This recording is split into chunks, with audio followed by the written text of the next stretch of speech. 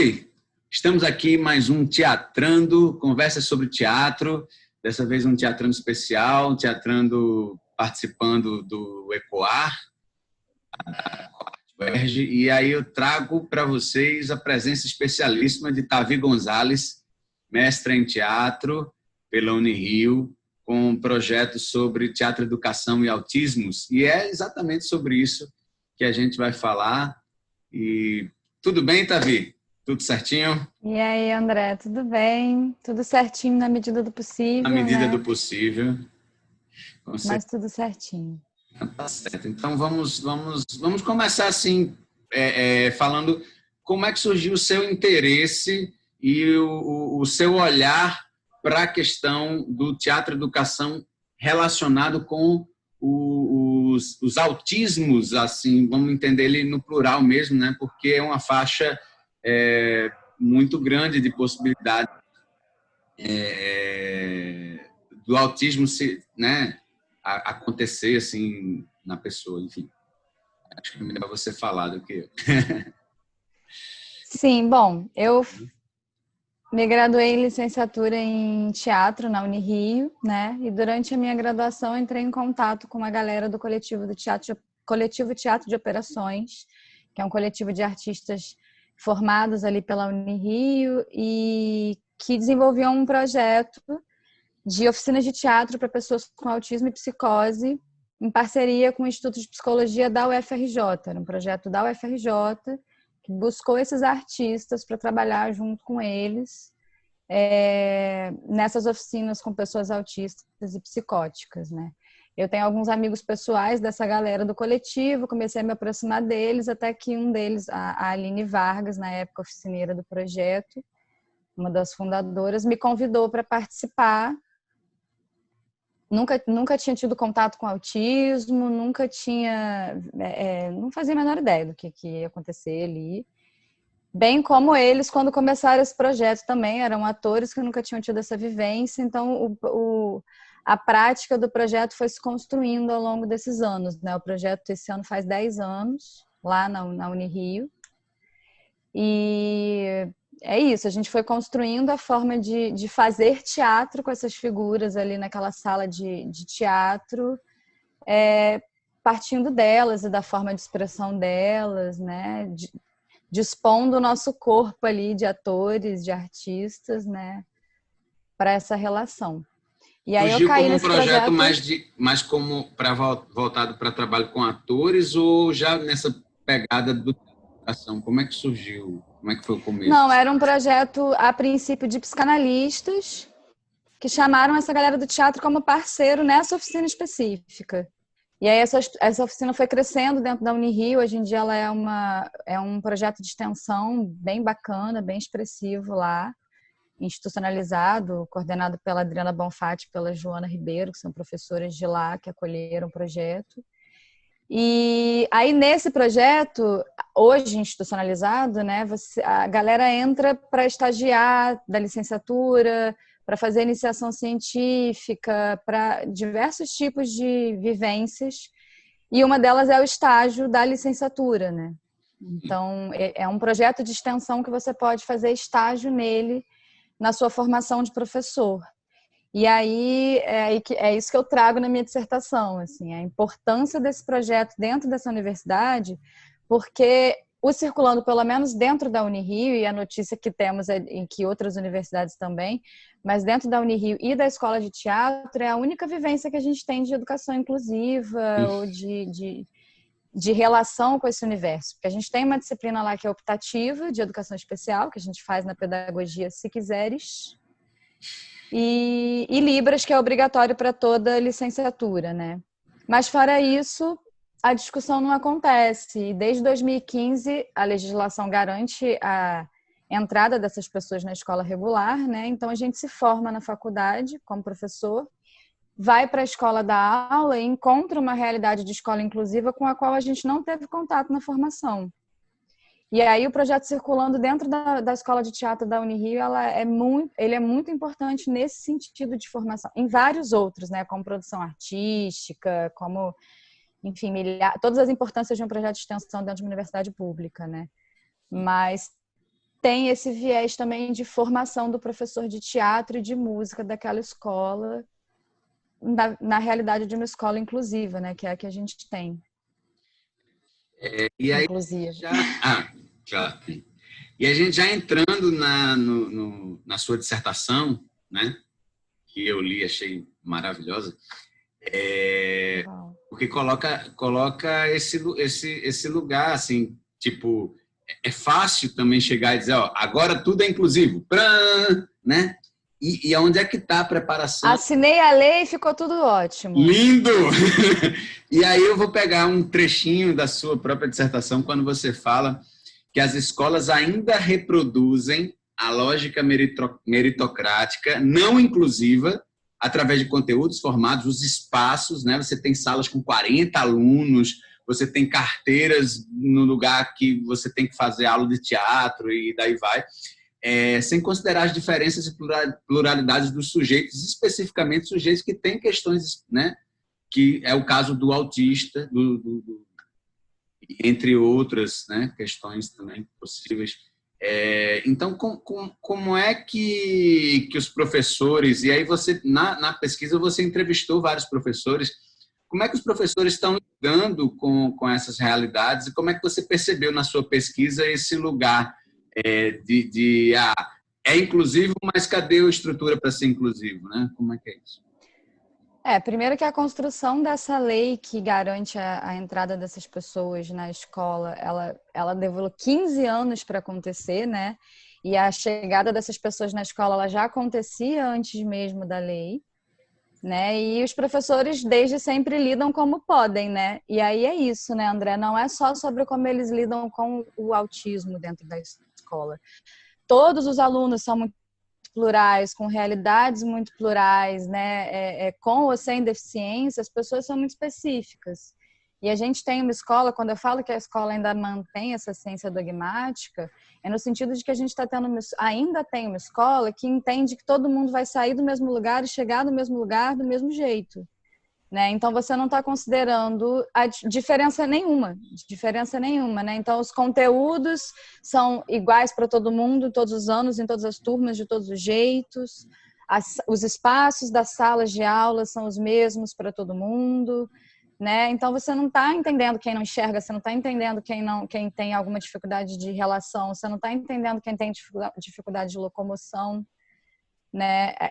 Essa história de 40 alunos na sala de aula não é só sobre autismo, né? Até numa turma regular, você ali pensar na nossa realidade de professor de teatro, né? Muitas vezes a gente chega na escola, a gente não tem realmente espaço para dar aula. E aí você vai chegar numa turma com 40 carteiras, 40 cadeiras, 40 corpos diferentes, mais a sua carteira, mais o seu corpo, para movimentar, para dar aula de teatro, e aí é isso, vai ter o autista, vai ter o Down, vai ter o cadeirante, vai ter o cara que não escuta, né? A questão da mediação ainda é muito, muito inicial, muito não dá conta, né? Então, é essa reprodução, porque a escola, na verdade, ela está reproduzindo a coisa do vestibular, né? Mão de obra. A gente tem que pegar a galera, transformar em mão de obra para o capital. E aí nessa, quem não está aqui, ó, no topo dos privilégios, vai ficando para trás, vai ficando para trás, vai ficando para trás. E aí é todo mundo. E a galera autista vai ficando lá para trás, né? E a galera deficiente vai ficando mais lá para trás ainda. Né? Porque tá todo mundo pensando em quê? No cara que vai passar no vestibular. E não em vamos formar uma galera bacana aqui, uma sociedade realmente inclusiva, que tá todo mundo se ouvindo, todo mundo conversando. A escola está formando mão de obra, não está formando cidadania, né? Você acha, assim, o teatro especificamente, né, que é a nossa área, mas, assim, pensando no teatro dentro dessa estrutura de educação, né, de certa forma, ela já, em si, ela já pretende um perfurar desse sistema, né? Já é uma fissura, né? Já é uma quebra, já é uma fissura, já é uma perfuração desse sistema. E aí, assim, você entrevistou alguns professores que de fato lidavam, né, com alunos autistas. E como é que você percebeu essa relação, assim, formas de relacionar, mesmo sem ter tanta preparação, sem ter cursos específicos, sem ter uma preparação do próprio colégio, das direções e coordenações. Eu vi assim que tinha professores que tinham alunos autistas que só ficaram sabendo que eram autistas no, sei lá, no segundo ou terceiro dia de aula. Ninguém preparou, ninguém especificou e falou que era. Então, assim, como você viu esses professores lidando com essas questões? Pois é, antes você estava falando sobre esse lugar da arte que já é uma fissura, né? A arte como um lugar já de diferença aí dentro da escola, né? E de fato é. E isso é importante quando a gente fala da prática do professor de teatro dentro dessas classes, né? Porque quando a gente entra na escola como professor de teatro, como professor de arte, no caso do Estado, né? Para dar aula de teatro, o teatro é a arte da relação, é a arte da troca, é a arte do contato, do olhar, da atenção, né? A gente, independente de qualquer indivíduo com ou sem deficiência dentro da nossa turma, né? Na nossa formação de artista, de professor de teatro, a gente aprende a trabalhar esse tipo de coisa na sala de aula, né? Os nossos jogos trazem esse tipo de trabalho, né? E aí isso faz com que nós sejamos mais sensíveis e mais disponíveis para o trabalho. E aí, dentro da minha pesquisa, eu falo muito sobre isso, sobre como a gente precisa partir muito do que vem do sujeito para fazer um trabalho com essas pessoas, né? Por exemplo, lá na oficina de teatro circulando, quando a gente entra em contato com essa galera na oficina, a gente parte do que a gente entende como o que é entendido na sociedade como um sintoma, como um problema, como uma questão. Muitas vezes a gente ali dentro da oficina de teatro enxerga aquilo como uma forma de expressão artística ou não, mas uma forma de se colocar no mundo, de estar, que às vezes é um corpo que não é o cotidiano, às vezes é uma voz que não é a cotidiana, mas que pra gente que é de teatro isso vira jogo, né?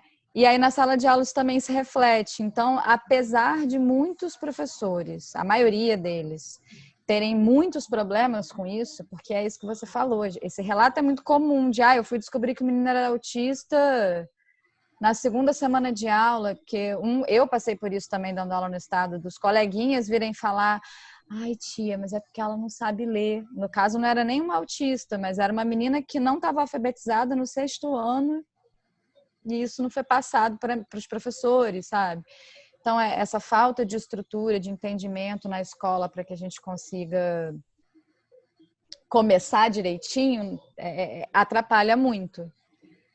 Mas o professor de teatro, ele está nesse lugar de sensibilidade que a arte traz, né? A gente já é o maluco dentro da escola. O professor de teatro é o maluco da escola, sabe?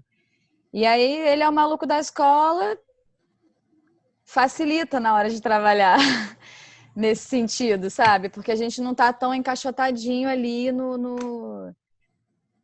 na ciência dogmática ali para a galerinha passar no vestibular, sabe? A gente está mais preocupado em trabalhar corpo, em trabalhar outras coisas.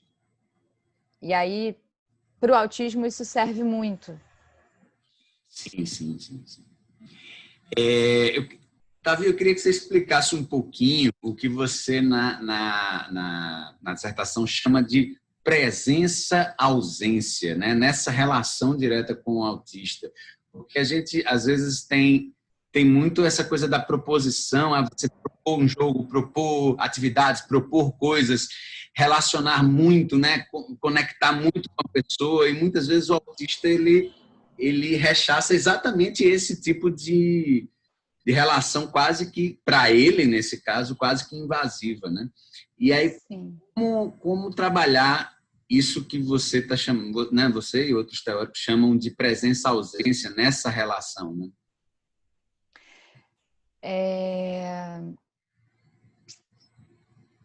Peraí, deixa eu pensar de onde eu vou começar.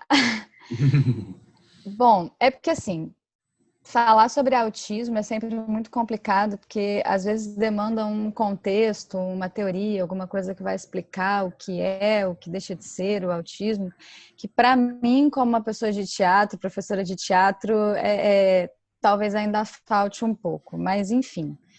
Se a gente entende que é como eu entendo, né? Vou falar de como eu entendo, e isso falando da minha prática dentro do meu trabalho, não de nenhuma teoria, né? Mas, embora o meu trabalho e a minha pesquisa estejam embasados na psicanálise, né?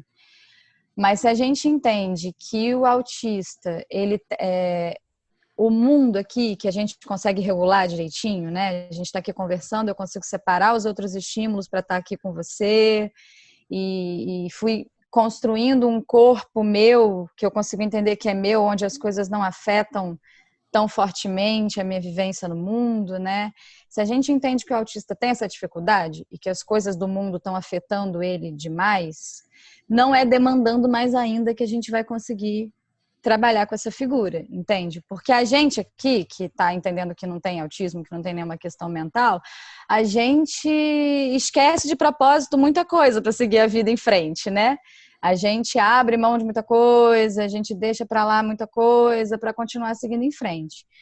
O autista, de certa forma, é um pouco mais radical nas decisões, nas escolhas de vida e de forma de se colocar no mundo, e cede menos para essas coisas que a gente vai deixando para trás, né? Falando de forma muito assim. Então, é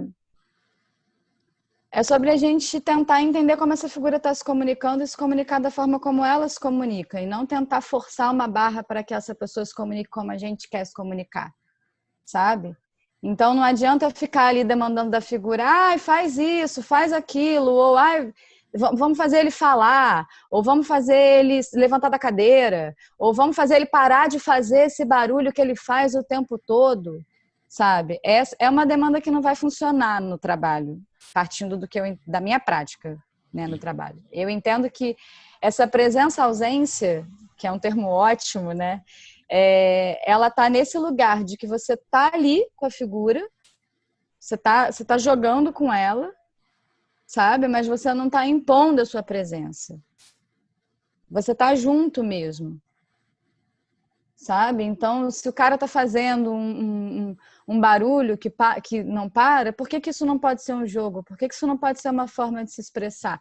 Por que a sua presença não pode estar no observar a forma de se expressar dessa pessoa, para só depois propor, sabe? Eu entendo esse lugar da presença-ausência muito nesse lugar do abrir a escuta e demandar menos.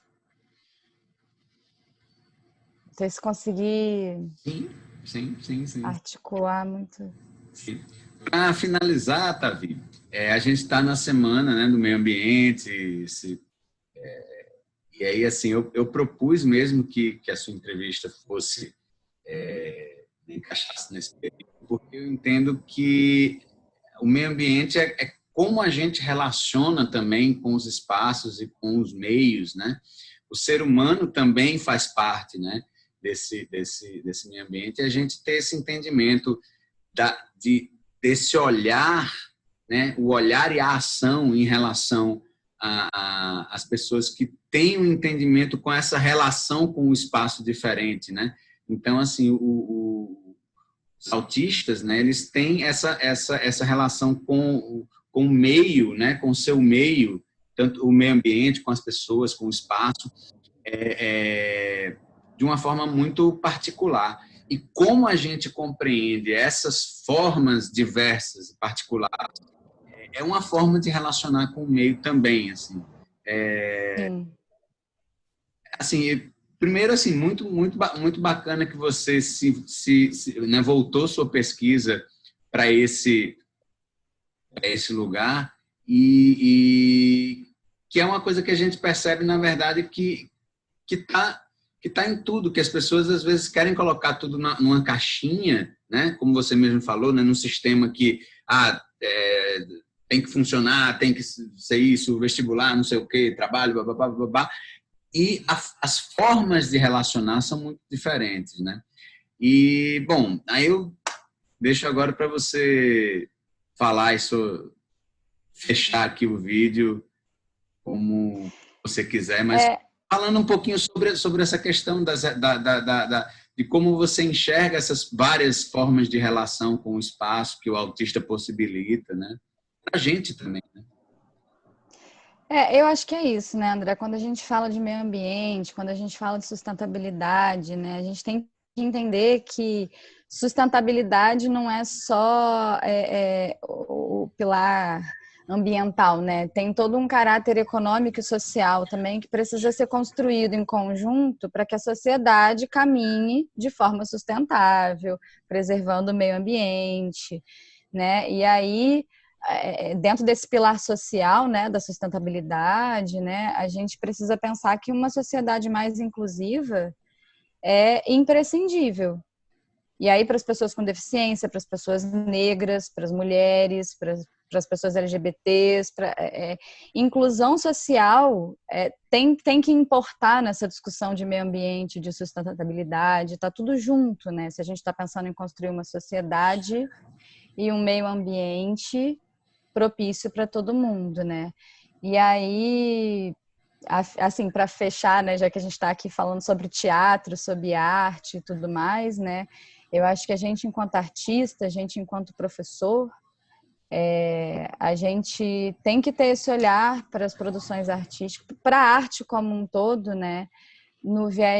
Pelo viés da importância que a gente tem dentro da sociedade, das construções políticas, das discussões que são feitas, né? A gente produz muita coisa a partir da arte. A gente faz muita discussão política a partir da arte, né? A discussão da inclusão é uma delas, né? E aí a gente vê a galera autista produzindo arte também, porque não é só sobre a gente usar a arte como ferramenta para entrar em contato ou fazer algum tipo de atendimento ou de algum tipo de tratamento. Terapia, Né? né? É importante também, Nem, lógico, mas é um outro lugar. mas é entender a arte como uma produção humana muito importante para a manutenção de uma sociedade saudável, né? Para que a gente possa se expressar mesmo. E aí, quando a gente está falando de autismo, é isso, né? A arte, essa coisa a gente é o maluco dentro da escola, professor de arte é o maluco dentro da escola, né? É isso, né? São formas diferentes da gente se comunicar, da gente se expressar, da gente estar no mundo, né? E a arte, ela possibilita todas essas formas. Deveria possibilitar e serve, quando não é possível, serve para mostrar que a gente tem que enfim, devaneei aqui. Aprender a relacionar com as diferenças, né? Sim, sim.